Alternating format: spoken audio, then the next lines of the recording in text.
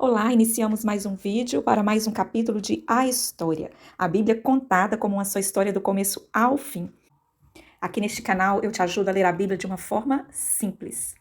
Então, se você ainda não se inscreveu, se inscreva, não deixe de curtir o vídeo, compartilhar, comentar e deixar as suas sugestões. São áudios simples que você pode ouvir quando você estiver indo para o seu trabalho, nos seus afazeres domésticos, na hora que você for dormir. O mais importante é sempre reservar um tempo do seu dia para meditar nas palavras deste livro, que são fonte de vida para a nossa vida. Então, vamos para mais um capítulo. Capítulo 18. Mensageiros de Deus.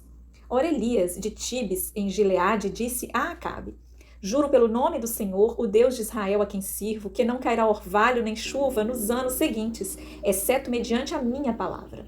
Depois disso, a palavra do Senhor veio a Elias: Saia daqui, vá para o leste e esconda-se perto do riacho de Querite, a leste de Jordão. Você beberá do riacho, e dei ordens aos corvos para o alimentarem lá. E ele fez o que o Senhor lhe tinha dito. Foi para o riacho de Querite, a leste do Jordão, e ficou lá. Os corvos lhe traziam pão e carne de manhã e de tarde, e ele bebia água do riacho. Depois de um longo tempo, no terceiro ano de seca, a palavra do Senhor veio a Elias: Vá apresentar-se a Acabe, pois enviarei chuva sobre a terra. E Elias foi. Elias no Monte Carmelo. Quando Acabe viu Elias, disse-lhe: É você mesmo, perturbador de Israel? Não tenho perturbado Israel, Elias respondeu, mas você e a família do seu pai têm. Vocês abandonaram os mandamentos do Senhor e seguiram os Balaíns. Agora convoque todo o povo de Israel para encontrar-se comigo no Monte Carmelo. E traga os 450 profetas de Baal e os 450 profetas de Azerá, que comem à mesa de Jezabel. Acabe convocou então todo o povo de Israel e reuniu os profetas no Monte Carmelo.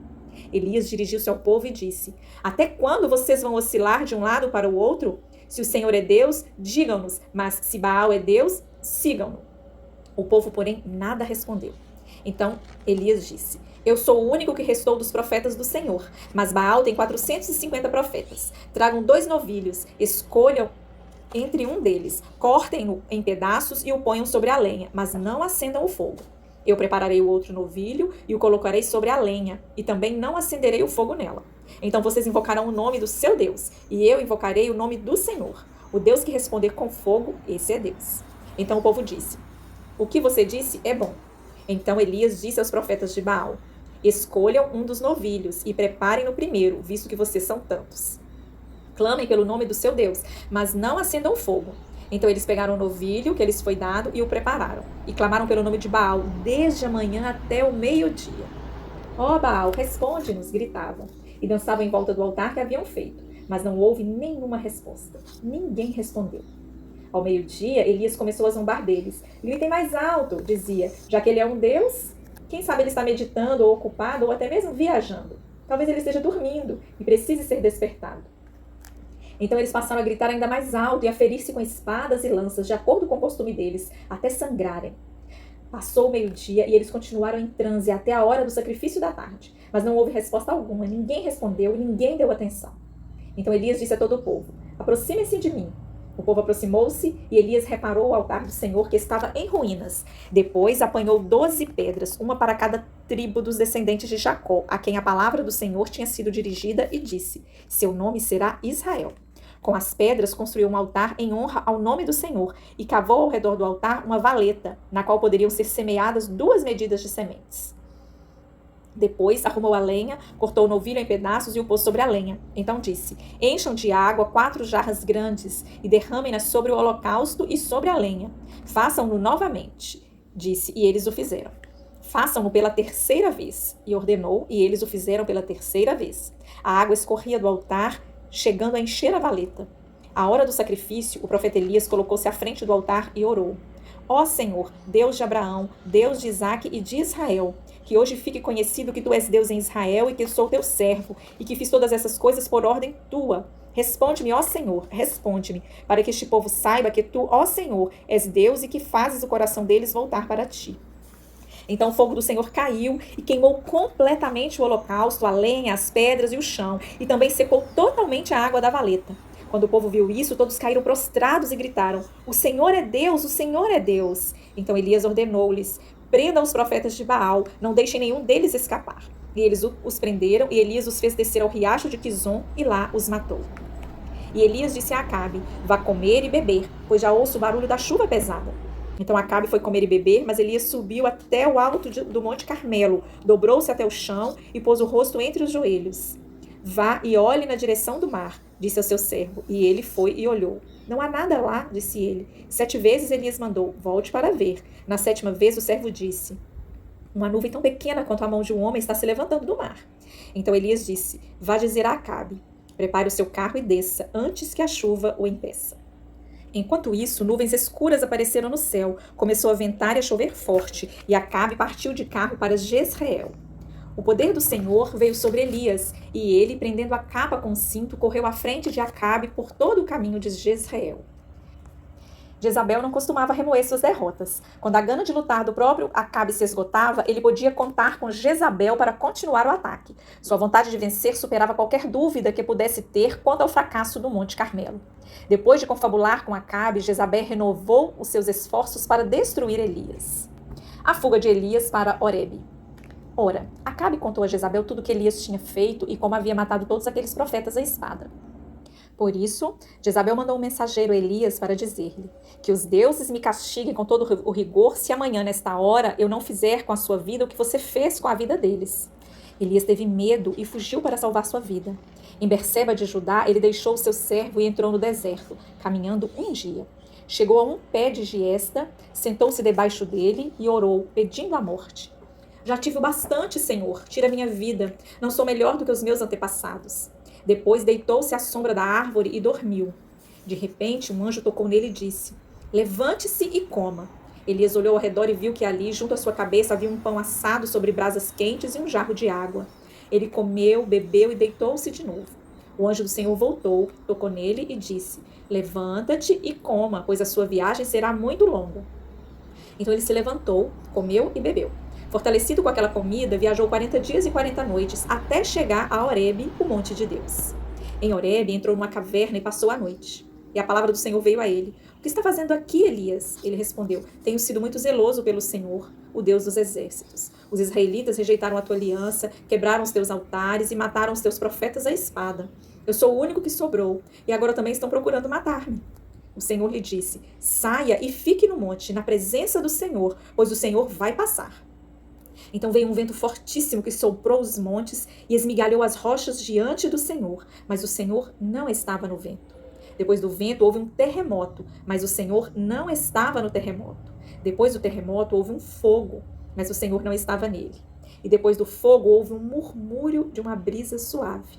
Quando Elias ouviu, puxou a capa para cobrir o rosto, saiu e ficou à entrada da caverna. E uma voz lhe perguntou: o que está fazendo aqui, Elias? Ele respondeu: tenho sido muito zeloso pelo Senhor dos exércitos. Os israelitas rejeitaram sua aliança, quebraram os altares e mataram seus profetas à espada. Eu sou o único que sobrou, e agora também estão procurando matar-me. Então o Senhor lhe disse: volte pelo caminho por onde veio e vá para o deserto de Damasco. Chegando lá, unja Azael como rei da Síria. Unja também Jeú, filho de Ninsi, como rei de Israel. E unja Eliseu, filho de Zafate, de Abel-Meolá, para suceder a você como profeta. Jeú matará todo aquele que escapar da espada de Azael, e Eliseu matará todo aquele que escapar da espada de Jeú. No entanto, fiz sobrar 7.000 em Israel, todos aqueles cujos joelhos não se inclinaram diante de Baal, e todos aqueles cuja boca não o beijaram. O chamado de Eliseu. Então Elias saiu de lá e encontrou Eliseu, filho de Zafate. Ele estava arando com 12 parelhas de boi e conduzindo a 12ª parelha. Elias o alcançou e lançou sua capa sobre ele. Eliseu deixou os bois e correu atrás de Elias. Deixa-me dar um beijo de despedida em meu pai e minha mãe, disse, e então irei contigo. Vá e volte, respondeu Elias. Lembre-se do que fiz a você. E Eliseu voltou, apanhou a sua parelha de bois e os matou. Queimou o equipamento de arar para cozinhar a carne e a deu a seu povo, e eles comeram. Depois partiu com Elias, tornando-se seu auxiliar. O rei Acabe vivia em constante instabilidade, parecendo majestoso em um dia e deplorável no seguinte. Ele poupou a vida do seu arqui-inimigo Ben-Hadad, quando Deus entregou o rei de Arã em suas mãos durante uma batalha. Porém, tirou a vida do seu próprio súdito Nabote, para poder roubar seu vinhedo. No final, Acabe morreu na guerra, disfarçado de soldado de infantaria, atingido por uma flecha perdida. Seu filho Acasias não conseguiu aprimorar o histórico lastimável de seus pais, juntando-se aos anais dos reis cruéis e morrendo sem um sucessor. Em Judá, Josafá, filho de Asa, serviu a Deus, sobreviveu às ameaças inimigas e o reino meridional começou a prosperar. Elias é elevado aos céus. Quando o Senhor levou Elias aos céus num redemoinho, aconteceu o seguinte: Elias e Eliseu saíram de Gilgal e no caminho disse-lhe Elias: Fique aqui, pois o Senhor me enviou a Betel. Eliseu, porém, disse: Juro pelo nome do Senhor e por tua vida que não te deixarei ir só. Então foram a Betel. Em Betel, os discípulos dos profetas foram falar com Eliseu e perguntaram: Você sabe que hoje o Senhor vai levar para os céus o seu mestre, separando-o de você? Respondeu Eliseu: Sim, eu sei, mas não falem nisso. Então Elias lhe disse: Fique aqui, Eliseu, pois o Senhor me enviou a Jericó. Ele respondeu: Juro pelo nome do Senhor e por tua vida que não te deixarei ir só. Desceram então a Jericó. Em Jericó, os discípulos dos profetas foram falar com Eliseu e lhe perguntaram: Você sabe que hoje o Senhor vai levar para os céus o seu mestre, separando-o de você? Então respondeu Eliseu: Sim, eu sei, mas não falem nisso. Em seguida, Elias lhe disse: Fique aqui, pois o Senhor me enviou ao rio Jordão. Ele respondeu: Juro pelo nome do Senhor e por tua vida que não te deixarei ir só. Então partiram juntos. 50 discípulos dos profetas os acompanharam e ficaram olhando à distância, quando Elias e Eliseu pararam à margem do rio Jordão. Então Elias tirou o manto, enrolou e com ele bateu nas águas. As águas se dividiram e os dois atravessaram em chão seco. Depois de atravessar, Elias disse a Eliseu: O que posso fazer em seu favor antes que eu seja levado para longe de você? Respondeu Eliseu: Faze de mim o principal herdeiro do teu espírito profético. Disse Elias: Seu pedido é difícil, mas se você me vir quando eu for separado de você, terá o que pediu. Do contrário, não será atendido. De repente, enquanto caminhavam e conversavam, apareceu um carro de fogo puxado por cavalos de fogo que os separou, e Elias foi levado aos céus no redemoinho. Quando viu isso, Elias gritou: Meu pai, tu eras como os carros de guerra e os cavaleiros de Israel. E quando já não podiam mais vê-lo, Eliseu pegou as suas próprias vestes e as rasgou ao meio. Depois pegou o manto de Elias, que tinha caído, e voltou para a margem do rio Jordão. Então bateu nas águas do rio com o manto e perguntou: Onde está agora o Senhor, o Deus de Elias? Tendo batido nas águas, elas se dividiram e ele atravessou. Quando os discípulos dos profetas vindos de Jericó viram isso, disseram: O espírito profético de Elias repousa sobre Eliseu. Então foram ao seu encontro e prostraram-se diante dele. Elias partira. Eliseu ficou para trás para continuar o trabalho. E seus extraordinários milagres deixaram claro que seu Deus era de um poder e de uma glória indizíveis. Alguns homens da cidade foram dizer a Eliseu: Como podes ver, na cidade está bem localizada, mas a água não é boa e a terra é improdutiva. E disse ele: Ponham sal numa tigela nova e tragam-na para mim. Quando a levaram, ele foi à nascente, jogou o sal ali e disse: Assim diz o Senhor: Purifiquei esta água, não causará mais mortes, nem deixará a terra improdutiva. E até hoje a água permanece pura, conforme a palavra de Eliseu. O milagre do azeite. Certo dia, a mulher de um dos discípulos do profeta foi falar a Eliseu: Teu servo, meu marido, morreu, e tu sabes que ele temia o Senhor. Mas agora vem um credor que está querendo levar os meus 2 filhos como escravos. Eliseu perguntou-lhe: Como posso ajudá-la? Diga-me, o que você tem em casa? E ela respondeu: Tua serva não tem nada além de uma vasilha de azeite. Então disse Eliseu: Vá pedir emprestadas vasilhas a todos os vizinhos, mas peça muitas. Depois entre em casa com seus filhos e feche a porta. Derrame daquele azeite em cada vasilha e vá separando as que você for enchendo. Depois disso, ela foi embora, fechou-se em casa com seus filhos e começou a encher as vasilhas que eles traziam. Quando todas as vasilhas estavam cheias, ela disse a um dos filhos: Traga-me mais uma. Mas ele respondeu: Já acabaram. Então o azeite parou de correr. Ela foi e contou tudo ao homem de Deus, que lhe disse: Vá, venda o azeite e pague suas dívidas, e você e os seus filhos ainda poderão viver do que sobrar. Eliseu ficava agradecido pelos pequenos favores que diminuíam o fardo estressante de um profeta. Certa vez recebeu uma refeição de uma mulher rica de Sunem, que posteriormente sugeriu ao marido que eles deveriam oferecer abrigo a Eliseu sempre que ele estivesse naquela região. Grato pela amizade e gentileza, Eliseu pediu a Deus pela mulher, que não tinha filhos. Um dia, quando Eliseu chegou, subiu ao seu quarto e deitou-se. Ele mandou o seu servo Geazi chamar a sunamita. Ele a chamou e, quando ela veio, Eliseu mandou Geazi dizer-lhe: Você teve todo este trabalho por nossa causa. O que podemos fazer por você? Quer que eu interceda por você ao rei ou ao comandante do exército? Ela respondeu: Não, eu estou bem entre a minha própria gente. Mais tarde, Eliseu perguntou a Geazi: o que se pode fazer por ela? Ele respondeu: bem, ela não tem filhos e o seu marido já é muito idoso. Então Eliseu mandou chamá-la de novo. Geazi a chamou, ela veio até a porta e ele disse: por volta desta época, no ano que vem, você estará com um filho nos braços. Porém ela contestou: não, meu senhor, não iludas a tua serva, ó homem de Deus.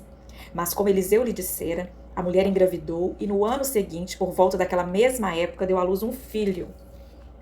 Tempos depois, a criança adoeceu. Imagine a aflição da mãe quando o filho morreu em seus braços. Sua primeira atitude foi viajar em busca de Eliseu. Ao encontrar o homem de Deus no monte, ela se abraçou aos seus pés. Geazi veio para afastá-la, mas o homem de Deus lhe disse: deixe-a em paz. Ela está muito angustiada. Mas o Senhor nada me revelou e escondeu a mim a razão da sua angústia. E a mulher disse: acaso eu te pedi um filho, meu senhor? Eu não disse para que não me faças uma promessa falsa? Então Eliseu disse a Geazi: põe a capa por dentro do cinto, pegue o meu cajado e corra. Se você encontrar alguém, não o cumprimente. E se alguém o cumprimentar, não responda. Quando lá chegar, ponha o meu cajado sobre o rosto do menino. Mas a mãe do menino disse: juro pelo nome do Senhor e por tua vida, que se ficares, não irei. Então ele foi com ela. Geazi chegou primeiro e pôs o cajado sobre o rosto do menino. Mas ele não falou nem reagiu. Então Geazi voltou para encontrar-se com Eliseu e lhe disse: o menino não voltou a si. Quando Eliseu chegou à casa, lá estava o menino, morto, estendido na cama. Ele entrou, fechou a porta e orou ao Senhor. Depois deitou-se sobre o menino, boca a boca, olhos com olhos, mãos com mãos. Enquanto se debruçava sobre ele, o corpo do menino ia se aquecendo. Eliseu levantou-se e começou a andar pelo quarto. Depois subiu na cama e debruçou-se mais uma vez sobre ele. O menino espirrou 7 vezes e abriu os olhos. Eliseu chamou Geazi e o mandou chamar a sunamita, e ele obedeceu. Quando ela chegou, Eliseu disse: pegue seu filho. Ela entrou, prostrou-se aos seus pés, curvando-se até o chão. Então pegou o filho e saiu. Um dos mais famosos dentre os feitos notáveis de Eliseu começou com o testemunho de uma jovem de Israel. Seu nome é desconhecido, mas seu problema não é incomum. Ela foi capturada por invasores do rei de Arã e passou a viver como escrava na casa do comandante do seu exército. O comandante, chamado Naamã, sofria de lepra. A israelita teve compaixão dele e o incentivou a buscar a cura por intermédio do profeta do seu Deus. Por sua fé, nascida do desespero, Naamã procurou Eliseu e recebeu do profeta uma instrução surpreendente: vá se lavar no rio Jordão. Quando Naamã obedeceu, foi totalmente curado. Porém, quando Geazi, o servo de Eliseu, tentou conseguir uma pequena recompensa por um milagre, tornou-se leproso por sua ganância. O profeta de Deus e suas palavras não deveriam ser tratados com leviandade ou desordem. O rei de Arã descobriu isso na própria pele. Ora, o rei da Síria estava em guerra contra Israel. Depois de reunir-se com seus conselheiros, disse: montarei o meu acampamento em tal lugar. Mas o homem de Deus mandava uma mensagem ao rei de Israel: evite passar por tal lugar, pois os arameus estão descendo para lá. Assim, o rei de Israel investigava o lugar indicado pelo homem de Deus. Repetidas vezes, Eliseu alertou o rei, que tomava as devidas precauções. Isso enfureceu o rei da Síria, que, convocando seus conselheiros, perguntou-lhes: vocês não me apontarão qual dos nossos está do lado do rei de Israel? Respondeu um dos conselheiros: nenhum de nós, majestade. É Eliseu, o profeta que está em Israel. Ele revela ao rei de Israel até as palavras que tu falas em teu quarto. Ordenou o rei: descubra onde ele está para que eu mande capturá-lo. Quando lhe informaram que o profeta estava em Dotã, ele enviou para lá uma tropa muito grande, com cavalos e carros de guerra. Eles chegaram de noite e cercaram a cidade. O servo do homem de Deus levantou-se bem cedo pela manhã, e quando saía, viu que uma tropa de cavalos e carros de guerra havia cercado a cidade. Então exclamou: ah, meu senhor, o que faremos? O profeta respondeu: não tenha medo. Aqueles que estão conosco são mais numerosos do que eles. E Eliseu orou: Senhor, abra os olhos dele para que veja. Então o Senhor abriu os olhos do rapaz, que olhou e viu as colinas cheias de cavalos e carros de fogo ao redor de Eliseu. Quando os arameus desceram na direção de Eliseu, ele orou ao Senhor: fere estes homens com cegueira. Então ele os feriu de cegueira, conforme Eliseu havia pedido. Eliseu lhes disse: este não é o caminho, nem esta é a cidade que procura. Sigam-me e eu os levarei ao homem que vocês estão procurando. Ele os guiou até a cidade de Samaria. Assim que entraram na cidade, Eliseu disse: Senhor, abre os olhos destes homens para que possam ver. Então o Senhor abriu-lhes os olhos e eles viram que estavam dentro de Samaria. Quando o rei de Israel os viu, perguntou a Eliseu: Devo matá-los, meu pai? Devo matá-los? Ele respondeu: Não. O rei costuma matar prisioneiros que captura com a espada e o arco? Ordena que eles sirvam comida e bebida e deixe que eles voltem ao seu senhor. Então o rei preparou-lhes um grande banquete e, terminando eles de comer e beber, mandou-os de volta para o seu senhor. Assim, as tropas da Síria pararam de invadir o território de Israel. Após a morte de Eliseu, ele ordenou que Jeú fosse ungido rei de Israel. Este mesmo Jeú, repleto pelo zelo sagrado, conduziu um regimento até a casa de Jezabel, na cidade de Jezrael. Jeú a confrontou destemidamente, chamando seus servos para que a atirassem pela janela.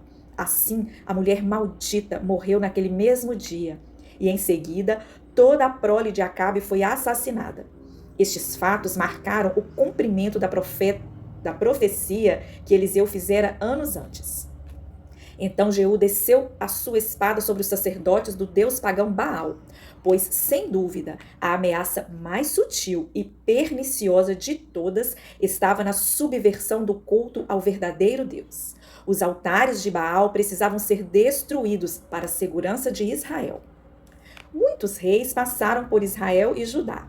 Alguns empreenderam reformas em louvor a Deus, outros trouxeram caos aos que herdaram. Jeoacás, filho de Jeú, perdeu seu exército, mas manteve a nação unida. Por volta de 797 a.C., Eliseu fez mais um pronunciamento contra os arameus, em resposta às súplicas de um desesperado rei Joás. Assim que a vitória do rei estava garantida, Eliseu morreu. Jeroboão II assumiu as rédeas do reino e guarneceu as fronteiras de Israel.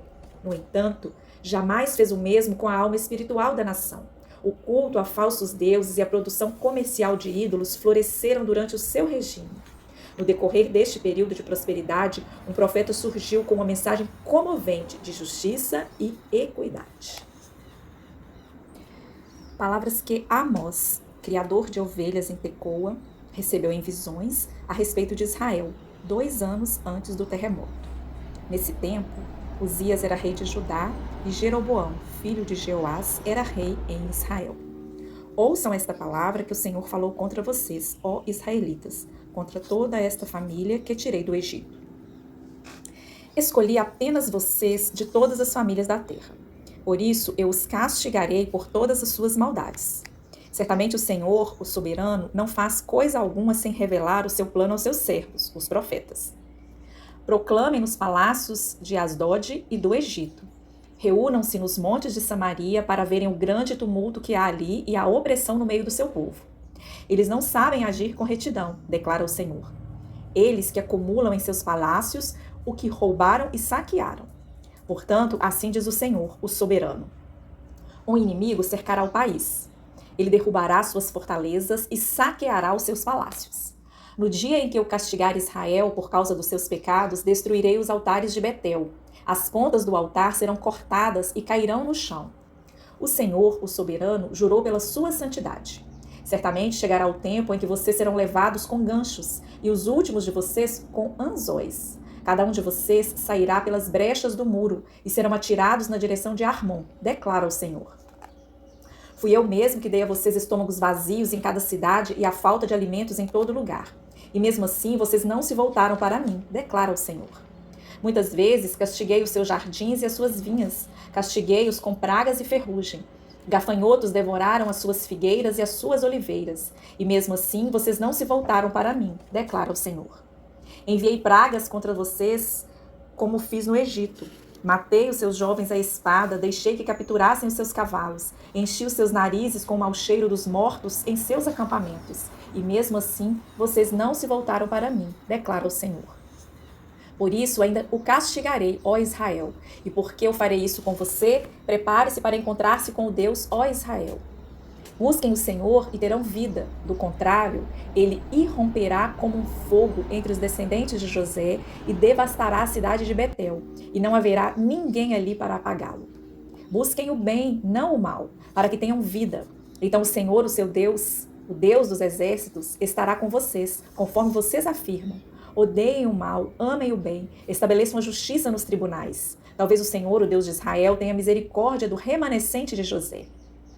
Sem dúvida, os olhos do soberano, do Senhor, se voltam para este reino pecaminoso. Eu o varrerei da superfície da terra, mas não destruirei totalmente a descendência de Jacó, declara o Senhor. Todos os pecadores que há no meio do meu povo morrerão à espada. Todos os que dizem, a desgraça não nos atingirá, nem nos encontrará. Oséias foi o próximo profeta de Israel. Ele se dedicou de todo o coração, rogando a uma pátria que se recusava a amar um Deus fiel. Oséias alertou o reino do norte, dizendo que, se não se arrependessem e retornassem ao Senhor, teriam de enfrentar sérias consequências. Israelitas, ouçam a palavra do Senhor, porque o Senhor tem uma acusação contra vocês que vivem nesta terra. A fidelidade e o amor desapareceram desta terra, como também o conhecimento de Deus. Só se vê em maldição, mentira e assassinatos, roubo e mais roubo, adultério e mais adultério, ultrapassam todos os limites. E o derramamento de sangue é constante. Suas ações não lhe permitem voltar para o seu Deus. Um espírito de prostituição está no coração deles. Não reconhecem o Senhor. A arrogância de Israel testifica contra eles. Israel e Efraim tropeçam em seu pecado. Judá também tropeça com eles. Quando eles forem buscar ao Senhor com todos os seus rebanhos e com todo o seu gado, não o encontrará. Ele se afastou deles. Traíram o Senhor, geraram filhos ilegítimos. Agora suas festas de lua nova os devorarão, tanto a eles como as suas plantações. Pois serei como um leão para Efraim e como um leão grande para Judá. Eu os despedaçarei e irei embora. Eu os levarei sem que ninguém possa livrá-los. Então voltarei ao meu lugar até que eles admitam sua culpa. Eles buscarão a minha face e em sua necessidade eles me buscarão ansiosamente. Coloquem a trombeta em seus lábios. Ele vem ameaçador como uma águia sobre o templo do Senhor. Portanto, quebraram a minha aliança e se rebelaram contra a minha lei. Israel clama a mim. Ó nosso Deus, nós te reconhecemos. Mas Israel rejeitou o que é bom. Um inimigo os perseguirá. Eles instituíram reis sem o meu consentimento. Escolheram líderes sem a minha aprovação.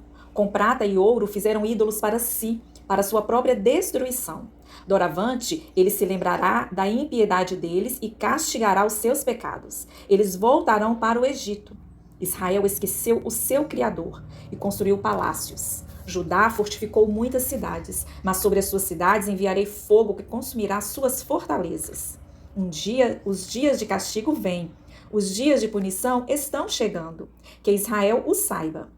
Por serem tantos os pecados e tão grande a hostilidade de vocês, o profeta é considerado um tolo e o homem inspirado um louco violento.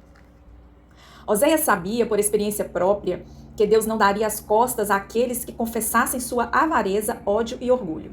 Pediu-lhe que fosse o Redentor e o Senhor soberano dessas pessoas. O profeta convocou sua nação para fazer exatamente isso. Preparem o que vão dizer e voltem para o Senhor.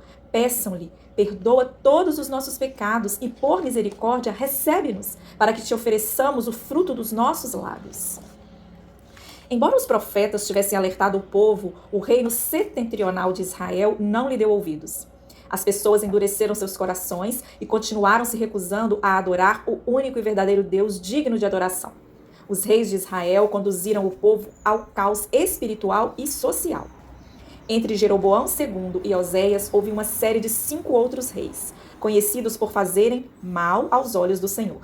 Todos eles chegaram ao poder e abandonaram seus reinados ou foram assassinados. Até quando o povo continuaria a se rebelar e a desonrar seu Criador?